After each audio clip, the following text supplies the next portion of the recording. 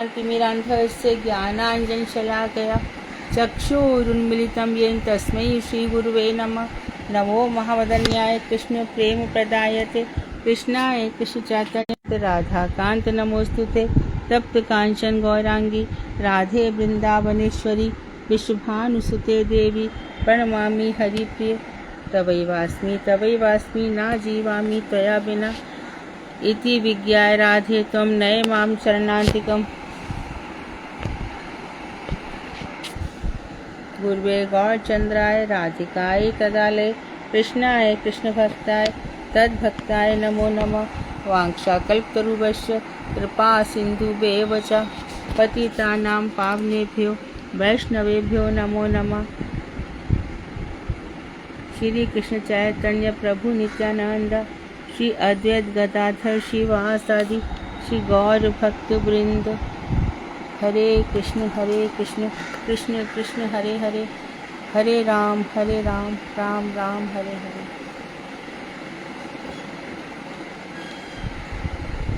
मैं सर्वप्रथम मध्य गुरु पद्म परमाराध्यतम गीता प्रविष्ट ओम विष्णुपाद अष्टोत्तर श्रीमद् भक्ति वेदांत श्री नारायण गोस्वामी महाराज मध्य शिक्षा गुरु पद्म परमाराध्यतम मित्र प्रविष्ट ओम विष्णुपाद अष्टोत्तर श्रीमद् भक्ति वेदांत श्री वामन गोस्वामी महाराज के श्री चरण कमलों में अनंत कोटि दंडवत प्रणाम ज्ञापन कर उनकी अहद कृपा की वांछा करती हूँ। मैं श्री प्रीति संदर्भ तदई रचयिता श्री जीव गोस्वामी के चरणों में अनंत कोटि दंडवत प्रणाम कर उनकी अहद कृपा की वांछा करती हूँ। ऐसे ही वैष्णवियों के चरणों में यथायोग बंधन अभिवादन दंडवत प्रणाम करती हूँ।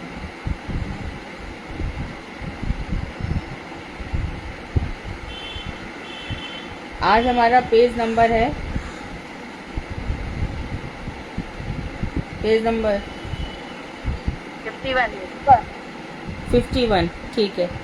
और अपने कौन से श्लोक पे है मोदी जी? 51 पेज है। कौन से श्लोक पे है? दीपिका क्या कह रही हो?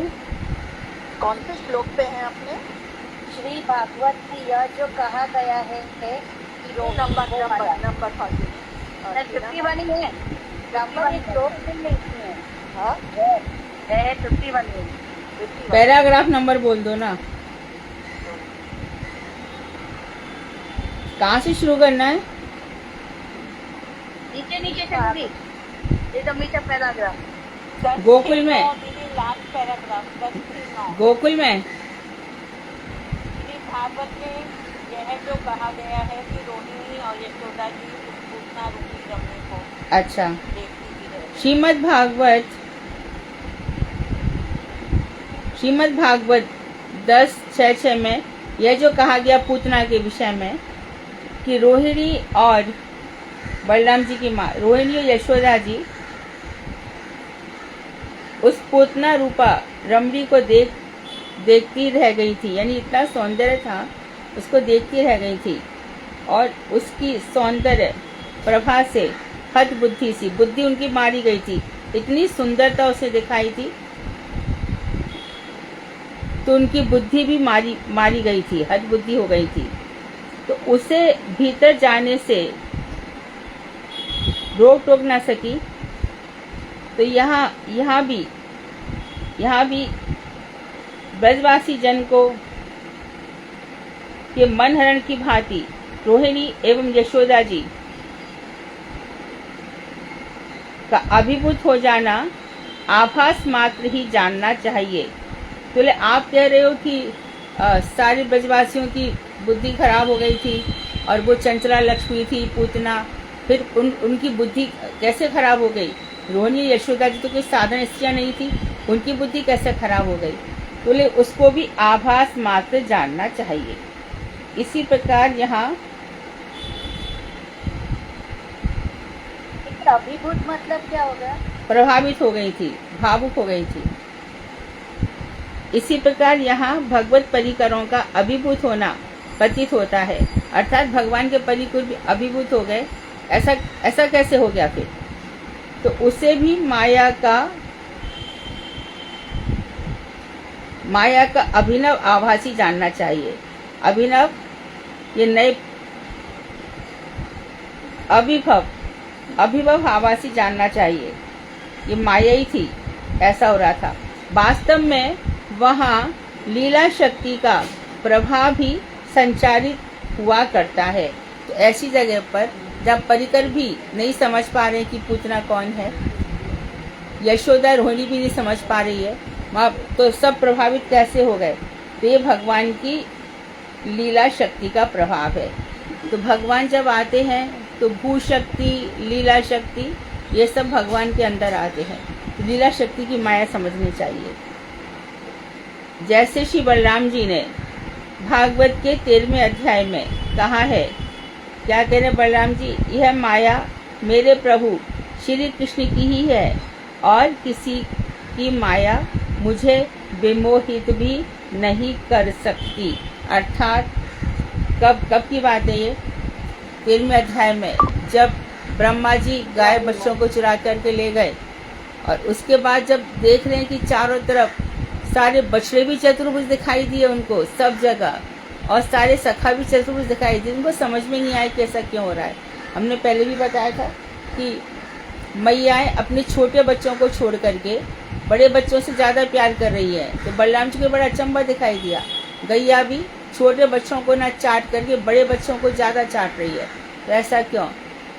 तब उनको लगा कि ये सब श्री कृष्ण ही, जो चुरा लिए गए थे बछड़े और सखा, वो सब श्री कृष्ण ही बन गए थे। तो उन्होंने कहा ये मेरे बलराम की माया है। जय विजय का जो दैत्य जन से अभिभूत होना है।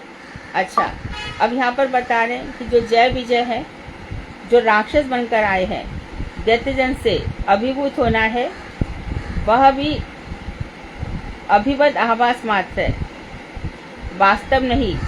तो जो जय विजय का जो दैत्य जन्म है, जय विजय का जो दैत्य जन्म है, वो भी क्या है? भगवान की माया का अभिभव है। कैसे? एक बार भगवान ने अपनी जांघों पर हाथ मारा और वीर रस का आस्वादन करना चाहते थे। इसी कारण से जय विजय ने कहा कि भगवान को कैसे प्रसन्न किया जाए। तो इसके कारण उन्होंने 3 जन्म लिए थे भगवान की प्रसन्नता के लिए। तो श्री बलदेव आदि का मोहित हो जाना, ये आदि अल्प आभास है। थोड़ी देर के लिए जो बलराम जी भी मोहित हो गए थे भगवान की माया देखकर, एक क्षण के लिए, किंतु जय विजय का आभास दीर्घकालीन और सम्यक है। यही पार्थक्य है। तो सबका अलग अलग हुआ, उन्होंने सबका दिखाया कि सब माया से विविध हुए। यशोदा भी हुई, रोहिणी जी भी हुई, जय विजय भी हुए और बलराम भी हुए। सबका पार्थक्य अलग अलग बताया। इन सबका आभास हुआ है ना? माया का आभास है।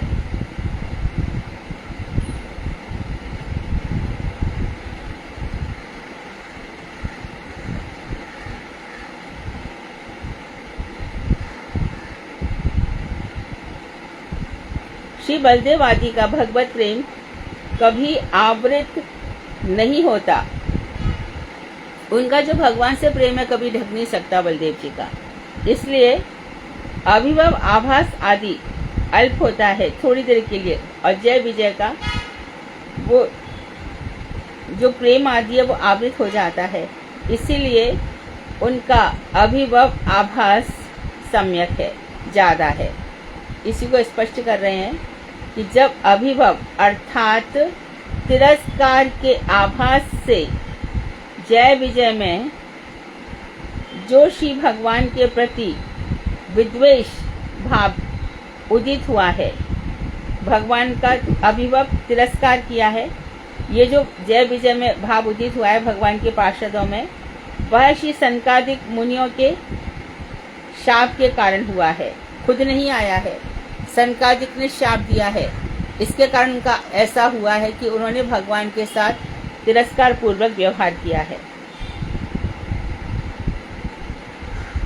इसमें दिखाई कि शाप के कारण उदित नहीं हुआ था। अच्छा, राइट। जो भाव उदित हुआ वह सनकादिक, हाँ बाद में बताए, सनकादिक मुनियों के शाप के कारण उदित नहीं हुआ। ठीक है। सनकादिक जब वैकुंठ से चले गए। तब श्री भगवान ने जय विजय से कहा था, श्रीमद् भागवत का तृतीय स्कंद, क्या कहा था? जाओ, मन में किसी प्रकार का भय मत करो। भगवान ने अपने पार्षदों से कहा, तुम्हारा कल्याण होगा। मैं सब कुछ करने में समर्थ हूँ, किंतु ब्रह्म शाप को मैं मिटाना नहीं चाहता, क्योंकि मेरी इच्छा से ही यह सब संभव हुआ है। इससे स्पष्ट है कि भगवत इच्छा से उन्हें ऐसी अवस्था प्राप्त हुई है। तो यहाँ पे सब कारण बता रहे हैं कि जय विजय तो भगवान के पार्षद थे, फिर उनकी ऐसी हालत क्यों हुई? वो भी नहीं भगवान के साथ ही विद्वेष कर बैठे। तो भगवान ने कहा इसमें मेरी इच्छा थी। वास्तव में उनका कोई शाप नहीं था, संकादिक का शाप। ये बात जरूर है कि संकादिक शाप दिया, लेकिन भगवान कह रहे इसको शाप नहीं मानना चाहिए, मेरी इच्छा माननी चाहिए। जय विजय में जो बैर भाव उदित हुआ है, उसे जानकर श्री भगवान ने उनके प्रति बैर भाव संपन्न नहीं हुआ है।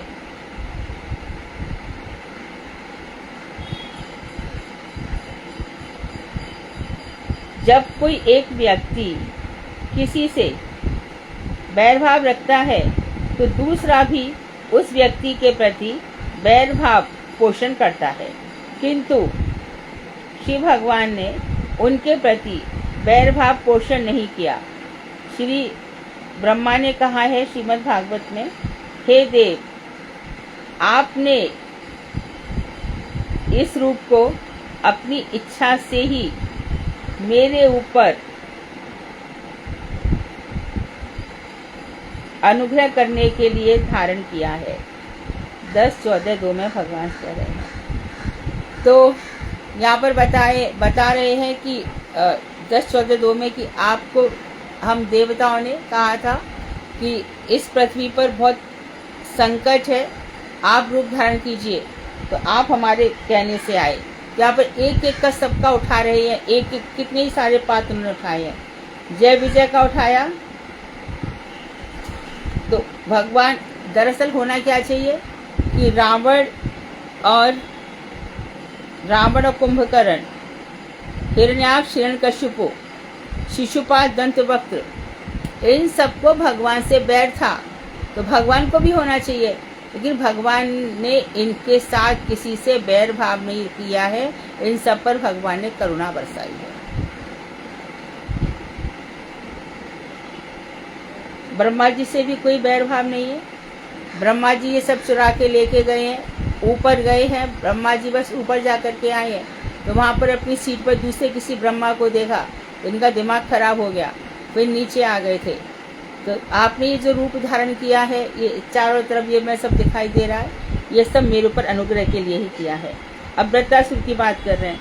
वृत्तासुर ने छठे स्कंद के 11वें अध्याय में इंद्र से कहा, हे इंद्र, मेरे प्रभु, वृत्तासुर कह रहा है, मेरे प्रभु अपने भक्त के अर्थ, धर्म तथा कामना संबंधी प्रयास को व्यर्थ कर देते हैं। मेरे प्रभु अपने भक्तों के कौन कौन से प्रयास व्यर्थ कर देते हैं?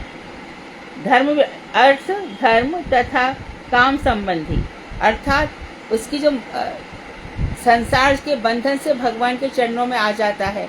अब जो उनका भक्त धन प्राप्ति के लिए कामना करता है, भगवान उसको नष्ट कर देते हैं।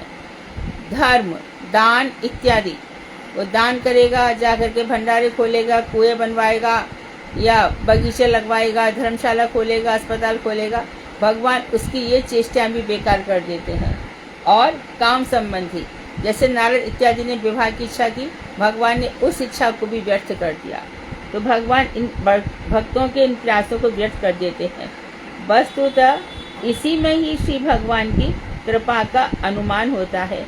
इसी से तो अब बहुत, यदि सुदामा जी को ऐसा दारिद्र्य नहीं होता तो सुदामा कहाँ महलों तक पहुंच सकते थे। तो ऐसे कितने ही लोगों पर देखा जाता है कि भक्तों के साथ ना जाने कैसी कैसी लीलाएं होती हैं। पता चलेगा कि भक्तों का इतना अपमान किया गया। और भक्तों के साथ बहुत सारी कहानियाँ ऐसी होती हैं, भक्तमाल में पढ़ेंगे तो आश्चर्यचकित हो जाना पड़ेगा। जबकि रामाचार्य अपने शिष्य को भेजते हैं और जो अमीर होता है वो शिष्य का स्वागत नहीं करता, इसे रामाचार्य कहते कि जो मेरे शिष्यों का सम्मान नहीं करता, तो रामाचार्य ने उसके घर जाने से ही मना कर दिया। लेकिन एक गरीबनी के घर गए तो गरीबनी फटे हाल में थी। जैसे तैसे उसने अपने आप को संभाला। शिष्य लोगों ने कहा आने वाले हैं, तो गरीबनी घर में सब व्यवस्था के लिए जुट गई। तो जिस बनिए की आंखें उस गरीबनी के ऊपर रहती थी, गरीबनी ने उसको जाकर कहा तू मुझे सामान दे दे, फिर मैं तेरी इच्छा पूरी करूंगी। उसके बाद उसे सामान दिया। लेकिन रामाचार्य की कृपा से उस व्यापारी की जो कामुक इच्छा थी वो खत्म हो गई। तो भक्तमाल में हम कितने ही उदाहरण ऐसे देखते हैं जहाँ पर भगवान की कृपा से भक्त जो चाहते हैं, भगवान चाहते कि ये मेरे भक्त के हित में नहीं है, तो भक्त उसे प्रदान नहीं करते। और हम क्या समझेंगे, ये काय का भक्त है, कितने कष्ट में जी रहा है, इसके पास तो कुछ है ही नहीं, ये कैसी। तो ये भगवान की लीला। भक्त और भगवान के बीच में हमें आने का प्रयास नहीं करना चाहिए। भक्त भगवान की इच्छाओं पर जीता है, उसमें अपना दिमाग मत लगाना, नहीं तो अपराधी होगा।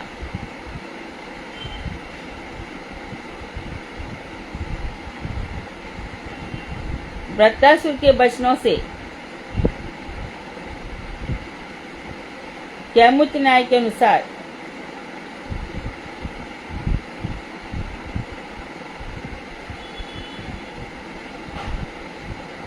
यह दिखाया गया है कि धन, अर्थ, काम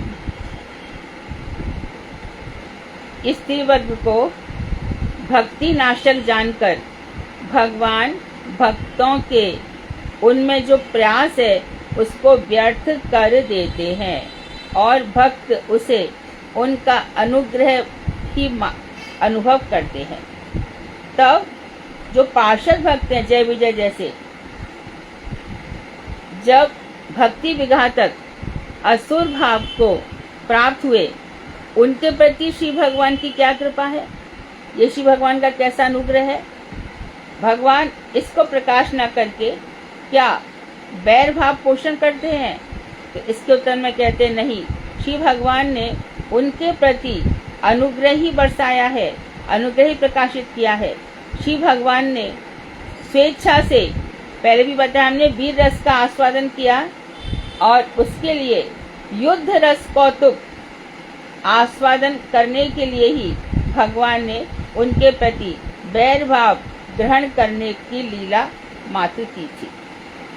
तो जो जो भगवान के दुश्मन है, भगवान के पास होते हुए भी, और व्रतरस इत्यादि, ये सब भगवान ने स्पष्ट किया है। इसकी हर एक लाइन इतनी इम्पोर्टेंट है।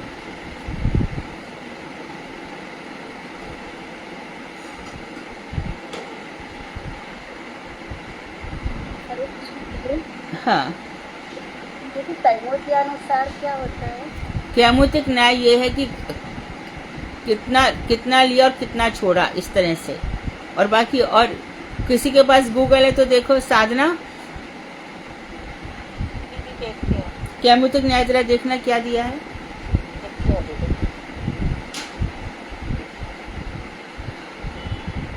भागवत में कहते हैं कि हे भगवान, जो आपके निज जन है, खुद के जन है, वे कभी उस ज्ञान अभिमानियों की भांति अपने साधन मार्ग से पतित नहीं होते, जैसे वे आपके द्वारा सदा सुरक्षित रहते हैं। और भी एक सिद्धांत बताया, क्या बता रहे हैं कि जो ज्ञान अभिमानी है, वे ज्ञान अभिमानियों की भांति अपने साधन मार्ग से कभी पतित नहीं होते। तो ज्ञान अभिमानी पतित हो जाता है, कहते हैं ज्ञान का दीपक बुझ जाता है। ज्ञानी को संसार का कुछ मिल जाता है, पद मिल गया, प्रतिष्ठा मिल गया, धन मिल गया, और अपने मार्ग से भ्रष्ट हो गया। और उसका लगेगा कि अरे भैया, मेरे को तो बहुत प्रतिष्ठा है, मेरा तो बहुत सम्मान है, जहाँ जाता हूँ 20, 25, 50 मेरे सामने हाथ जोड़ के खड़े हो जाते हैं। परंतु भगवान अपने भक्तों को ऐसा जीवन नहीं देते। हरे कृष्ण दीदी, ये तो उसमें कुछ आ नहीं रहा है कहीं से। कैमुतिक न्याय में कुछ बता रहे हैं? डिक्शनरी में कोई डिक्शनरी तो देखो जहाँ पे न्याय आएगा ना, कैमुतिक न्याय। गूगल में नहीं है दीदी। हाँ, मैं देख के बता दूंगी टीना, है ना। हाँ दीदी, कोई बात नहीं। अतः स्पष्ट है कि जय विजय के समान पार्षद देहधारी श्री भगवान के पार्षद कभी भ्रष्ट नहीं हो सकते। भगवान साधारण भक्तों को भ्रष्ट नहीं होने देते, तो जय विजय को क्या भ्रष्ट होने देंगे कि वो राक्षस बन जाए। ये केवल भगवान की इच्छा शक्ति से ही वे उनकी लीला के सहायक मात्र है। तो यहाँ से पूतना से इकट्ठा किया था। पूतना के बाद एक एक एग्जाम्पल, यदि कोई सिंसियर हो तो एक डायरी बनाए कि पूतना के लिए क्या किया, जय विजय, वृत्रासुर, ये सब जो बता रहे हैं, इनके लिए जो जो ये कुछ बने, उसके लिए हम देख रहे हैं कि भगवान की इच्छा शक्ति है। तो यशोदा जी, रोहिणी जी अभिभूत हुई, बलराम अभिभूत हुए, ब्रह्मा अभिभूत हुए, इन सब के लिए। इसमें केवल भगवान की इच्छा शक्ति ही उनकी लीला की। यदि ये सब नहीं हो तो लीला ही नहीं होंगी। और लीला भगवान क्यों करते हैं? मद भक्त विनोदार्थम, अपने भक्तों के विनोद के लिए मैं लीला करता हूँ। अपने भक्तों के विनोद के लिए मैं लीला करता हूँ, भक्तों के विनोद के लिए। अर्थात लोकवत्तु लीला कैवल्यम, जो मेरी जो वेदांत सूत्र है, ये मेरी जो लीलाएं हैं वो खाली लोगों के मनोरंजन के लिए है। कैसे? जैसे कि राजा होता है, उसके सामने कोई गेंद का खेल खेले तो राजा का मनोरंजन होता है। उसी प्रकार ये सृष्टि, ये सब क्या है? भगवान का मनोरंजन है। इसमें भगवान को कोई लेना देना नहीं होता। लेकिन जो भगवान के नित्य जन है और नित्य जनों के साथ ये कुछ हो रहा है, लीला शक्ति है। क्योंकि क्या होगा? भक्त मेरी लीलाओं का गुणगान करेंगे, इसलिए मैं यहाँ पर लीला करता हूँ। कितने ही ऐसे भक्त हैं भगवान श्री राम की, मानो भरत राम मिलाप है, भरत राम मिलाप के चिंतन में ही कितने लोग पूरा जीवन निकाल देते हैं, राम भक्त के मिलाप का चिंतन करते करते। कितनों का ही जीवन केवट और राम के संवाद में निकल जाता है। और इसी तरह से कितना जीवन भगवान श्री कृष्ण की बाल लीलाओं में, कितनों का जीवन गोवर्धन धारण लीला में। इस प्रकार से चिंतन, ये लीला यदि भगवान ना करें तो भक्त क्या करेंगे? इन्हीं का श्रवण कीर्तन करना है। तो भगवान की इच्छा शक्ति है।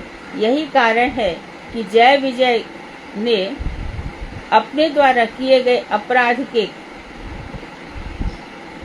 फल भोग से शीघ्र ही निस्तार पाने की इच्छा भी नहीं की।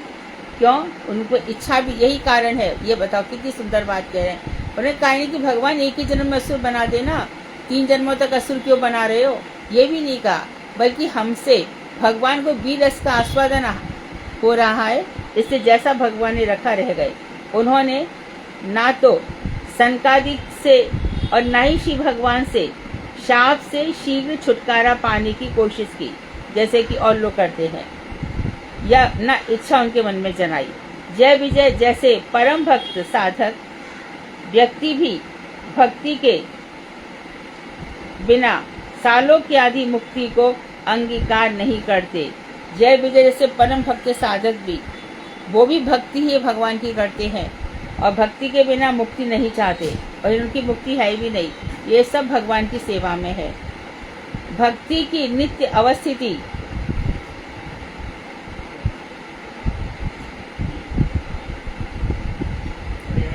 रहने पर वे भक्त नरक को भले ही अंगीकार कर लें, कहीं भी रखो भगवान, आपकी भक्ति नहीं छूटनी चाहिए, अंगीकार कर लेते हैं।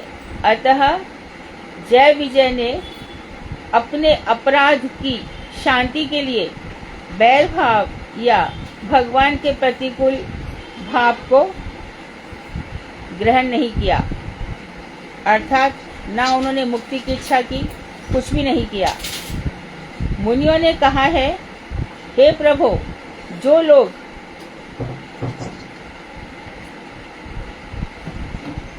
हरे कृष्णा दीदी, ये लाइन एक बार दोबारा बता दीजिए। कौन सी? जय विजय ने अपने अपराध की शांति के लिए वैर भाव या भगवान के प्रतिकूल भाव को ग्रहण नहीं किया।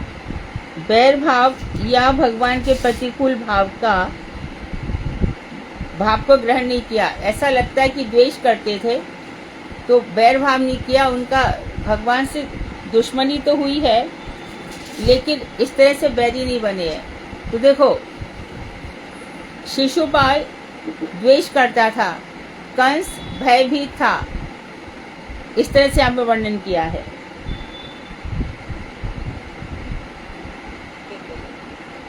हरे कृष्णा दंडवत प्रणाम। इसमें केमोटी की नायिका है, बोलो क्या? आवाज नहीं आ रही है। केमोटी की नायिका बताया है इसमें। हाँ बताओ। कि इसकी जिसका प्रयोग है दिखलाने के लिए होता है कि जब बहुत बड़ा काम हो गया है तब छोटे का क्या कहना। जब बहुत बड़ा काम हो गया है तब छोटे की बात क्या बताई क्या जाए। कहना। ठीक है, कहाँ लिखा है? क्या कहना, ये डिक्शनरी में, डिक्शनरी में। ठीक है। हरे कृष्ण। तो प्रतिकूल, भगवान के प्रतिकूल भाव को ग्रहण नहीं किया। मुनियों ने कहा, हे प्रभु, जो लोग यश कीर्तन योग्य एवं तीर्थ स्वरूप आपके चरणाश्रित हैं। आपके चरण कैसे हैं? यश के योग्य हैं, पुण्य श्रवण है और तीर्थ स्वरूप है आपके चरण। आपके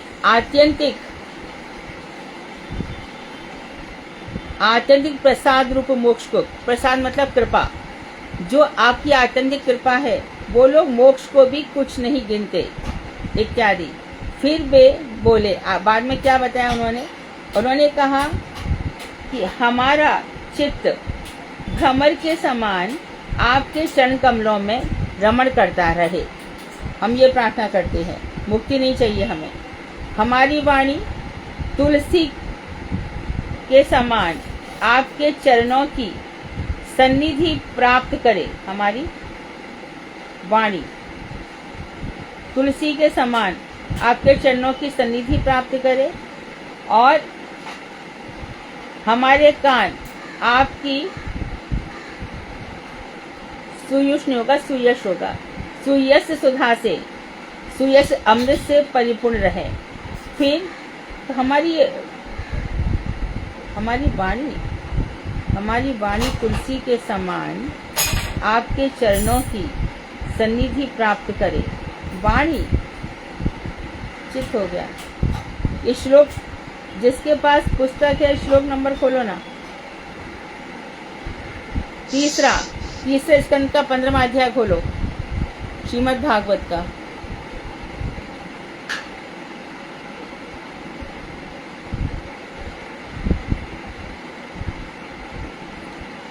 और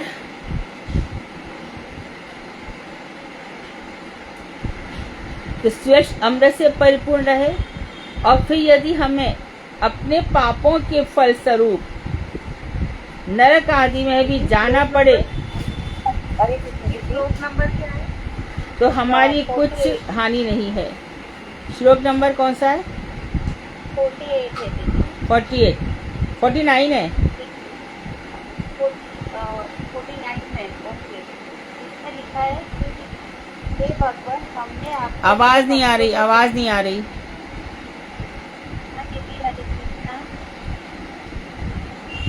हरे कृष्ण की आ रही आवाज? नहीं। कारण से आपका स्पीकर ऑफ करेंगे। नहीं आ रही। एक मिनट, कारण की आपका स्पीकर ऑफ कर दीजिए। स्पीकर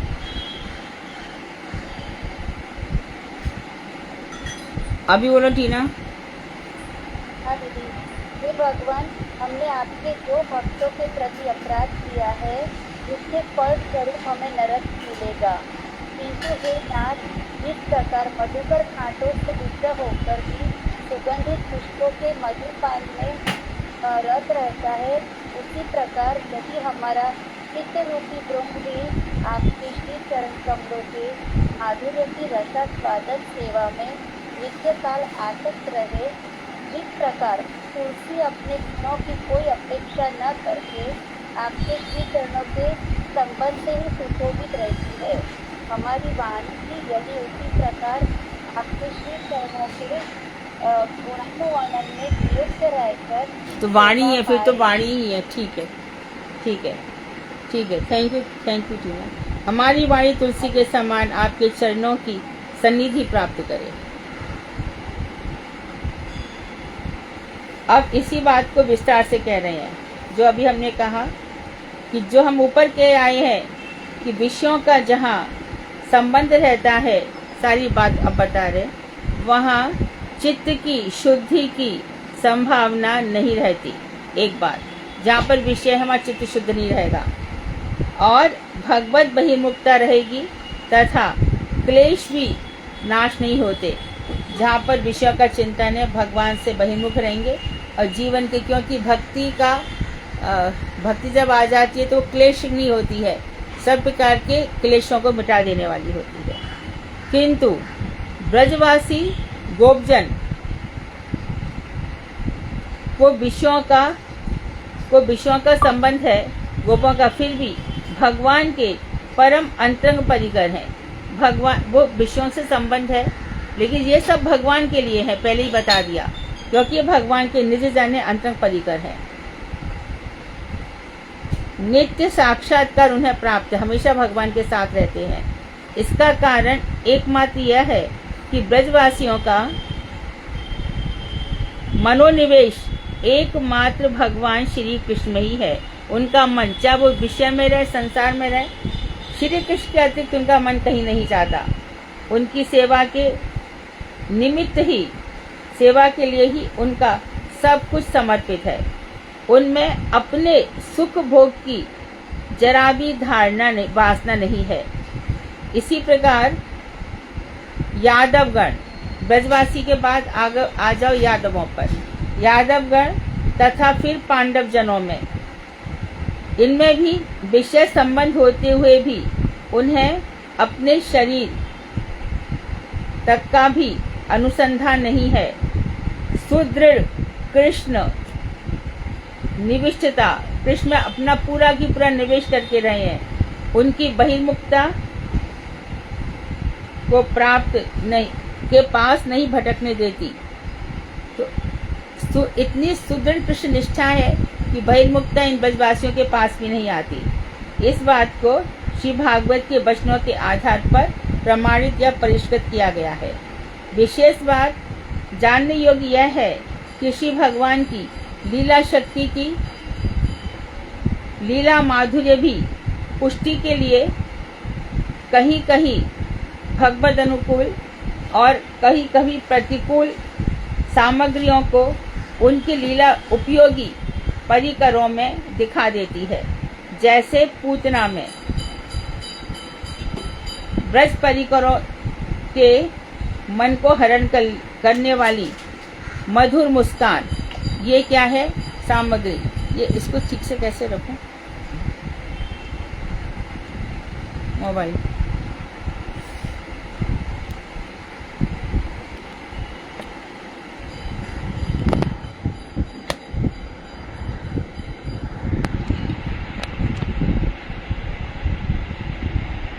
मैं दिख रही हूँ कि सब चला गया?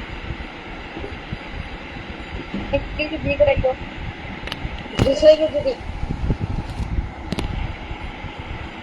दिख रहा है सब? दीदी बराबर दिख रही है। ठीक है, चलेगा।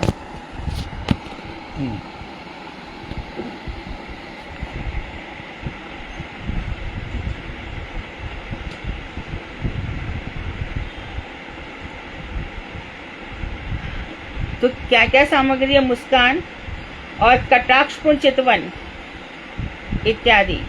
यह लीला शक्ति के द्वारा ही उसमें विन्यस्त जानने चाहिए।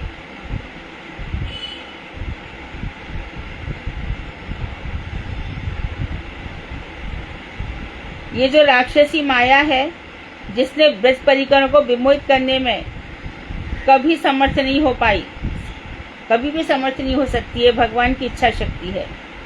वे नित्य श्री कृष्ण नाम गुण लीला कथा का श्रवण कीर्तन करते हैं और उन्हीं का चिंतन करते हैं। वहाँ राक्षसी माया का कुछ भी प्रभाव संभव नहीं है।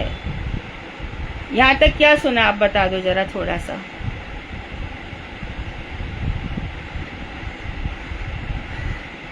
थोड़ा थोड़ा करके बता दें सब लोग क्या क्या सुना है। हरे कृष्णा दीदी, दंडवत प्रणाम। हाँ हाँ हाँ बोलो सुधा। उन्होंने शुरू में जो जी दीदी उन्होंने शुरू में जो बताया है वो बताया है पूतना की कथा को उन्होंने लिया कि जो पूतना आई है इतना आकर्षक रूप लेकर आई है, उसमें जो ब्रजवासी हैं वो भी अभिभूत हो गए, लेकिन रोहिणी मैया और जो यशोदा जी हैं उनमें जो भाव आया है वो पल भर के लिए है, वो ज्यादा लंबे समय। बहुत सुंदर फर्स्ट पॉइंट। हाँ कहा कि जिस तरह ये जय विजय है तो जय विजय ना, उसके तुरंत बाद बलराम का भी बता दो। उन्होंने बताया कि उनको प्रभु की माया नहीं लगी, जो लगी वो आभास मात्र के लिए थी, क्षणिक भर। जय विजय की जो उनका असर दिखता है, उनके श्राप का वो भी आभास मात्र ये भूला है, नहीं वो आभास नहीं है तो दीर्घकाल, लेकिन उन्होंने फिर भी भगवान की सेवा के लिए कभी ये नहीं चाहा तो इस राक्षस वंश से मुक्ति मिल जाए। बहुत सुंदर। कहते हैं कि मैं आपकी सेवा करना चाहती हूँ। और ना उन्होंने मुक्ति चाही, ना ही मुक्ति चाही, ना शाप से, ना ये तो चाहा कि हमें नरक, हमें ये इससे मुक्ति दे दो या हमारा शाप कम कर दो, ऐसा कुछ भी नहीं चाहा उन्होंने। एक बहुत महत्वपूर्ण बात और बहुत अच्छी लगी कि जिस तरह एक आदमी दूसरे आदमी से बैरभाव रखता तो दोनों पार्टी में दोनों पक्ष कुछ में बैरभाव रहता है, लेकिन भगवान ने कभी उनके प्रति कोई बैरभाव नहीं रखा अपने जय विजय के। हाँ ठीक है दीदी। फिर गीता बताया दीदी कि वो भगवान के भक्त थे तो उन्होंने त्रिवर्ग की कामना नहीं की है, धर्म अर्थ काम। हाँ, भगवान अपने भक्तों की इन कामनाओं को पूरा नहीं करते। आस्वादन देने के लिए ही उन्होंने ये वैरभाव ग्रहण किया था दीदी। ठीक है, वीर रस के आस्वादन के लिए बैरभाव ग्रहण किया था। अच्छा पॉइंट है। वैसे बैरभाव नहीं था, वीरता के रस के आस्वादन के लिए बैरभाव ग्रहण किया था। बहुत सुंदर। और भगवान अपने भक्तों को धर्म अर्थ काम इत्यादि इच्छाओं की पूर्ति नहीं करते, चाहे भक्त कितना भी चेष्टा करें, लेकिन भगवान ये भी उनका अनुग्रह ही है, ये भी बताया। और आशा जी आप कुछ बोल रहे थे। हाँ जी दीदी, ज्ञानी को संसार का धन प्रतिष्ठा तो मिल जाता है, पर भगवान ये सब भक्त को नहीं देते। भगवान साधारण भक्त को भ्रष्ट भी होने नहीं देते, तो जय विजय को कैसे भ्रष्ट होने देंगे। सही बात। केवल भगवान की इच्छा शक्ति है। हाँ। मद भक्ति विनोदार्थम, यानी मनोरंजन। हाँ, तो उतना आपने उसमें उदाहरण बताया। ठीक है, बहुत सुंदर, बहुत बढ़िया, बहुत अच्छा। तो ये सब तुम लोगों ने सुना। तो श्री कृष्ण नाम गुण लीला कथा का श्रवण कीर्तन चिंतन करते रहना चाहिए। वो करते रहते हैं जहाँ पर राक्षसी माया का कुछ भी प्रभाव संभव नहीं है। तो जहाँ ब्रजवासियों का इतना चिंतन मनन है, वहाँ पर पूतना राक्षसी का प्रभाव क्या होगा। ये सब क्षणिक था और भगवान की लीला शक्ति काम कर रही थी। अब बताते हैं, जहाँ जहाँ इस प्रकार भगवत परिकर माया द्वारा विमोहित दिखते हैं, जहाँ जहाँ ऐसा लग रहा है कि भगवान के जो परिकर हैं, पार्षद हैं, वो माया के द्वारा अभिभूत हो गए हैं या माया के द्वारा मोहित हो गए हैं, वहाँ पर अभिभूतत्व का आभास मात्र होता है। ये उन्होंने स्पष्ट किया। वास्तव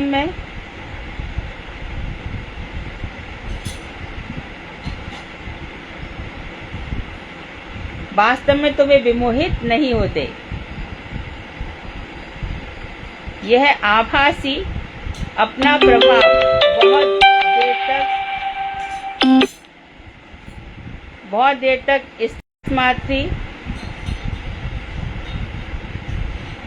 बहुत देर स्थिर नहीं रह सकता। ये पहले स्पष्ट किया था, उसी बात को बता रहे। जय विजय भगवान श्री वैकुंठनाथ के नित्य पार्षद हैं। श्री सनकादिक मुनियों द्वारा जो उन्हें दैत्य जन्म प्राप्ति करने का शाप हुआ, वह वास्तव में शिव भगवान का इच्छा में लीला कौतुक है। शिव भगवान ने वीर रस का आस्वादन करने के लिए अपने नित्य पार्षदों में ही क्या किया, दैत्यपने का, जो अभी हमने स्पष्ट किया, का आभास दृढ़ कर दिया भगवान ने जानबूझकर, और लीला माधुरी की पुष्टि के लिए साधारण साधक भक्त कभी भी शिव भगवान की प्रतिकूलता का आश्रय नहीं लेते, मुक्ति तक की भी कामना नहीं करते, तो उसको भी तुच्छ जानकर त्याग देते हैं। भगवत भक्ति तथा सेवा से संतुष्ट होकर वे भले ही नरक को चले जाएं, पसंद कर लेते हैं। अतः यह कभी नहीं जानना चाहिए कि जय विजय मुनियों के शाप के भगवत विरोधी हैं। मुनियों के शाप से भगवान के विरोधी है, समझ लेना चाहिए। भगवत विरोधी दैत्य भाव को प्राप्त हुए, यह कभी नहीं मानना चाहिए। उस शाप के फल से उन्होंने दैत्य योनि को प्राप्त नहीं किया है, जिससे उनका अपराध मार्जित हो जाए, जिससे उनका अपराध दूर चला जाए, ऐसा नहीं हुआ है। उन्होंने उस शाप से शीघ्र मुक्त होने की प्रार्थना भी नहीं की है।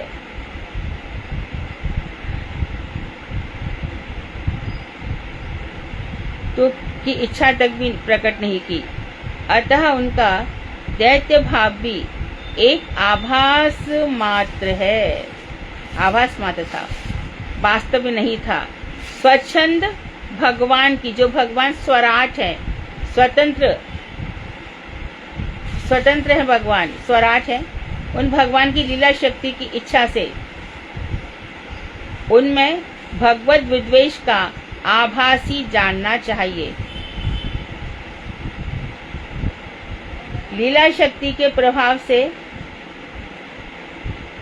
दैत्यों के प्राकृत शरीरों में जन्मे, प्राकृत मतलब जागतिक, सांसारिक, पांच भौतिक शरीर में जन्मे, परंतु उनके पार्षद शरीर वैकुंठ में ही, और ये और स्पष्ट कर दिया, यानी कि ये बता रहे वो वैकुंठ शरीर में विद्यमान रहे, यानी कि एक रूप से वो जय विजय वहीं थे और एक रूप से वो यहाँ पे थे, ये स्पष्ट किया। वहां पर अपना पद छोड़कर आगे ऐसा नहीं है। वैकुंठ नाथ की यहाँ भी, क्योंकि इसका प्रमाण भी मिलता है, शिशुपाल की जब ज्योति निकली भगवान के चरणों में समाई और देखते देखते वो ऊपर आकाश में चली गई, और वहां पर जय और विजय जो भी था वो उसमें समा गई, तो एक रूप से ऊपर पार्षद बने रहे। हरे कृष्णा दीदी, दंडवत प्रणाम दीदी। हाँ। ये तो उस तरीके से हो गया जैसे आप कहते हो कि हम एक स्वरूप से भगवान के निकट बिल्कुल रहते हैं, लेकिन हम अविद्या के कारण यहाँ पड़े हुए हैं। तो ऐसा बिल्कुल ही उनके साथ हुआ है। हाँ, हम लोग की तो बैकुंठ में सब जितने भी जीव है सबकी मूर्तियां हैं, और एक न एक दिन सबको वहां जाना ही पड़ेगा, नहीं तो वो कल्प, अच्छा कहते ना, कल्प तक तेरा नरक रहेगा, कल्प तक तू संसार में भटकता रहेगा, यही सब है। तो यानी कि तू अभी तक भगवान का भजन नहीं कर रहा है, तो तू जो नित्य पार्षद, तू जो नित्य जगत में है, वहां तेरी प्राप्ति नहीं होगी।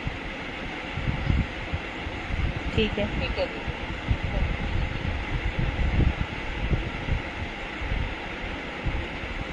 इसलिए अब नया मैटर शुरू हो गया, नया प्रसंग शुरू हुआ है। अब क्या कह रहे हैं, इसलिए जय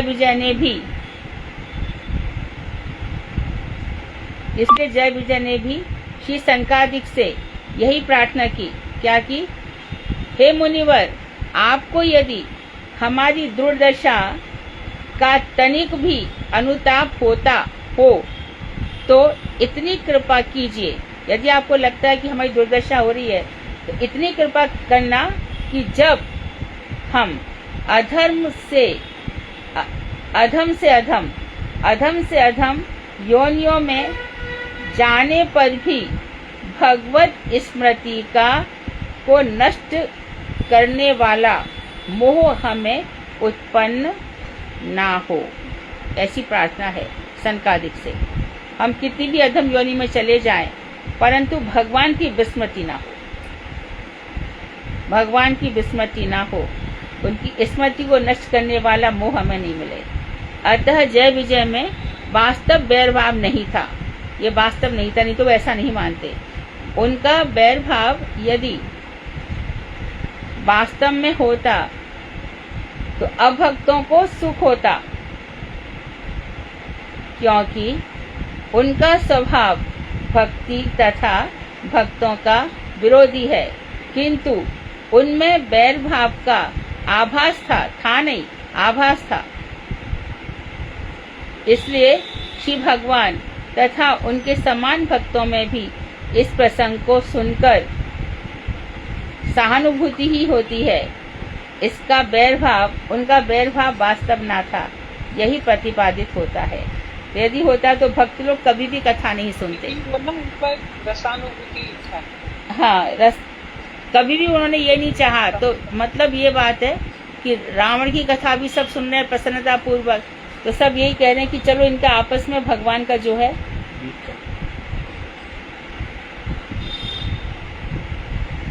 मेरा टाइम हो गया है क्या? 15 मिनट और बाकी है अभी। हाँ, 40 को चालू किया था अभी। अच्छा ठीक है, 5:40 को चालू किया। ओके ओके ओके, ठीक है। उक्त सिद्धांत रस अनुभूति को वीर रस भी समझ सकते हैं। आवाज नहीं आ रही है। रस अनुभूति को वीर रस भी समझ हाँ हाँ, सकते हैं। वीर रस ही है, वीर रस की अनुभूति। जी। उक्त सिद्धांत रूप, उक्त सिद्धांत रूप अर्थापत्ति प्रमाण के द्वारा प्राप्त होता है। तो ये उक्त सिद्धांत अर्थापत्ति प्रमाण में एक अर्थापत्ति प्रमाण आगे स्पष्ट कर देंगे कि जय विजय पार्षदों ने जब सब भक्तों के सुखदाता श्री भगवान की इच्छानुसार युद्ध कौतुक संपादन किया। अर्थापत्ति प्रमाण से शब्द प्रमाण होता है, ऐसे अर्थापत्ति प्रमाण देखो, 1 मिनट में मिल जाएगा गूगल पे। अर्थापत्ति प्रमाण देखो। दीदी शायद वो है जो खाते हैं, लेकिन वो शरीर मोटा होता है, लेकिन वो बोले कुछ ना कुछ तो खाता होगा, लेकिन वो खाता नहीं है शायद। देवदत्तो पीना दीवाना भुंकते। देवदत्त मोटा है पर दिन में नहीं खाता। अर्थापत्ति प्रमाण देखना जरा।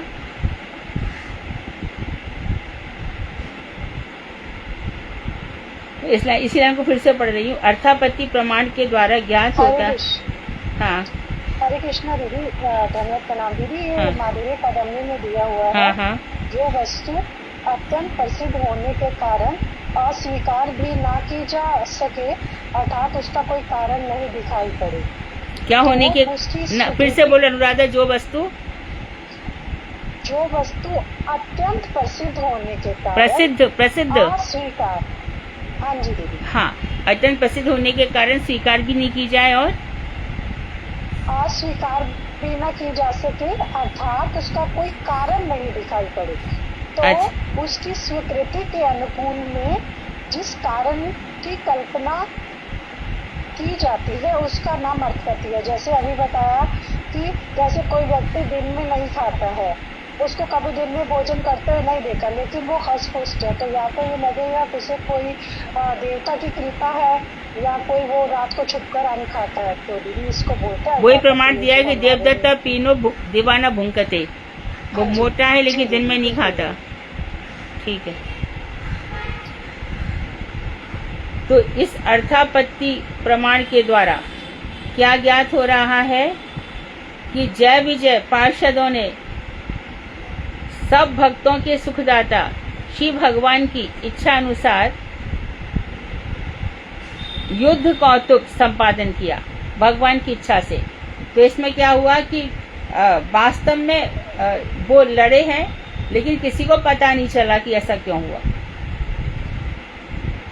मतलब जैसे कि वो दिन में नहीं खाया, इसी प्रकार भगवान ने कब इन्होंने भगवान को वीर रस का आस्वादन करना, करने की इच्छा देखी तो ये इन्होंने ऐसी लीला कर दी। तो उसके लिए वैर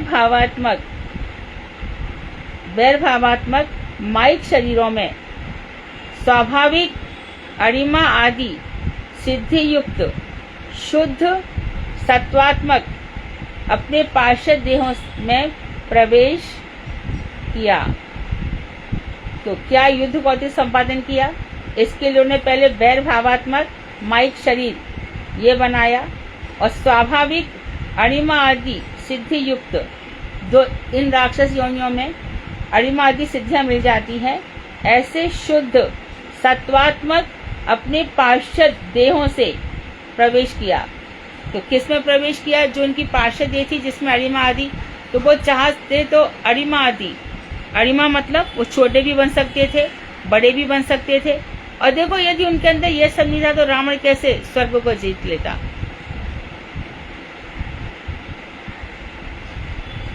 रावण स्वर्ग तक पहुंच जाता था ना, और सूर्य चंद्र यम वरुण कुबेर सब उसके दास दासी थे।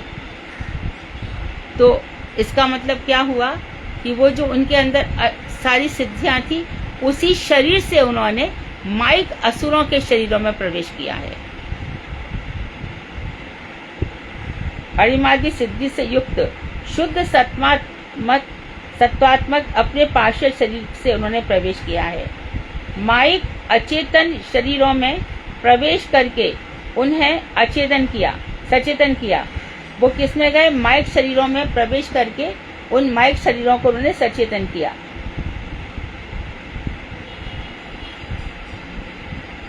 भक्ति वासना बीन हो जाने पर भी भक्ति वासना के प्रभाव से प्राकृत शरीरों में आविष्ट ना होकर या देह धर्मों से में लिप्त ना होकर ही अवस्थान किया।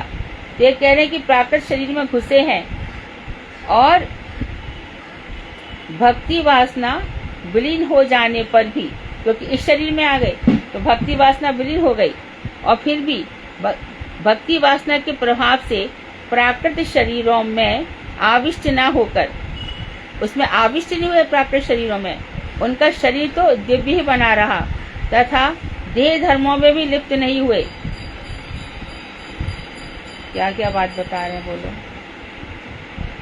इसलिए वैर भाव से वे जो भगवत स्मरण करते हैं, वैर भाव से स्मरण करते रहे, उससे उनका वैर भाव भी नष्ट हो गया। किंतु पार्षद देह में या प्रेमपूर्ण देह में वैर भाव का होना बाहरी बात है।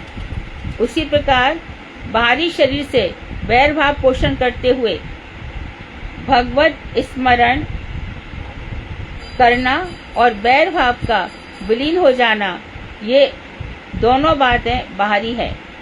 क्योंकि भगवान के पार्षदों जय विजय के चित्त में वस्तुतः वैर भाव था ही नहीं, इसलिए उनके चित्त से वैर भाव विदूरित होने का भी कोई, जब वैर भाव था ही नहीं तो वैर भाव क्या दूरित होता। ये अभी जो हमने प्रसंग पढ़ा इसको किसने ठीक से समझा? अभी जो हमने पढ़ा 10-12 लाइन।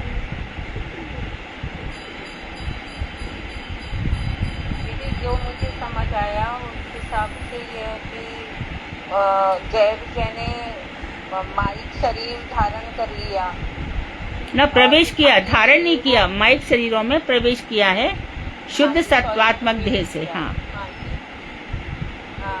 लेकिन उन्होंने वैर भाव ऐसे पोषण दिखाया तो है, लेकिन उसको आत्मसात नहीं किया है। उन अंदर से वो भगवान से ही जैसे प्रेम करते आए हैं वही है, लेकिन बाहर दिखाना छलावा है एक तरीके से। वैर भाव होते हुए भी स्मरण तो भगवान का ही रहा उनको, है ना। भय से, वैर भाव से स्मरण तो उनका भगवान का ही बना रहा। और स्पष्ट होना चाहिए ये चीजें। हाँ, इसलिए जो हम कह रहे हैं कि उनका वैर भाव जाना चाहिए था, वो नष्ट होना चाहिए था, उसका प्रश्न ही नहीं हुआ उठता, क्योंकि वैर भाव था ही नहीं। हाँ, वो केवल ऐसे इसलिए हम ये नहीं कह सकते कि उनका बैर भाव दूर हो गया, ऐसा नहीं कहा जा सकता। और बाकी आप बता दो। कोई और बताएगा?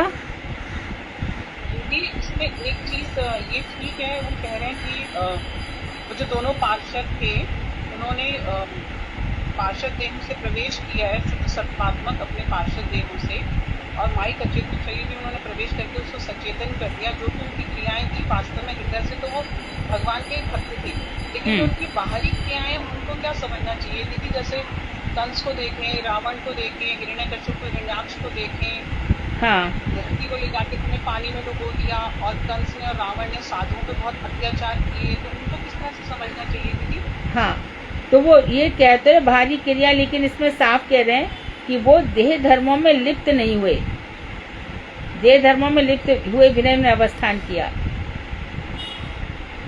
पार्षद देह में या प्रेमपूर्ण देह में बैर भाव का होना बाहरी बात है, पार्षद देह में बैर भाव का होना बाहरी बात है। उसी प्रकार बाहरी शरीर से बैर भाव पोषण करते हुए भी, यानी कि अपने पार्षद शरीर से नहीं, बाहरी शरीर से वो बैर भाव का पोषण करते दिखाई दे रहे हैं, तो भी भगवत स्मरण उनका कर रहे हैं। और बैर भाव का जो विलीन हो जाना है, ये दोनों बातें बाहरी है। ये लाइन बताई है, पढ़ो इस लाइन को फिर से।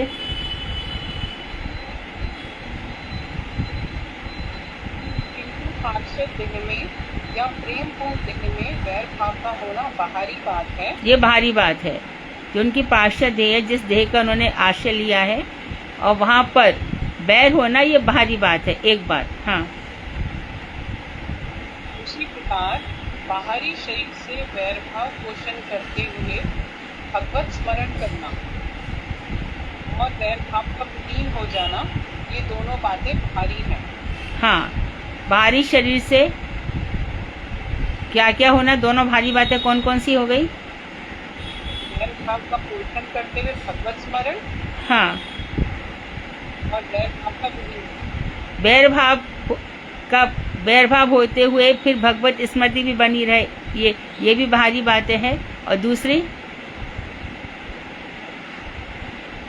वैर भाव का विलीन हो जाना, ये दोनों बातें बाहरी हैं। और फिर बैर भाव विलीन भी हो गया, ये दोनों बातें बाहरी हैं। क्योंकि भगवान के पार्षदों जय विजय के चित्त में वस्तुतः बैर भाव था ही नहीं, वो बाहरी बात थी जो दिखा रहे हैं। इसलिए उनके चित्त में बैर भाव के विदुरित होने का प्रश्न ही नहीं उठता। ये सब बाहरी दिखावा था, अंदर तो वो शुद्ध पार्षद, शुद्ध सत्तात्मक पार्षद देह में थे, और भगवान को खुद इसका आस्वादन करा रहे थे, वीर रस का। विदुरी का अर्थ भी यहाँ पे समाप्त समझना, क्या समझना चाहिए? किसका? विदुरी, आवाज नहीं आ रही। विदुरी, किसका?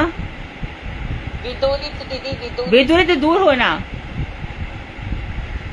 दूर हो जाना।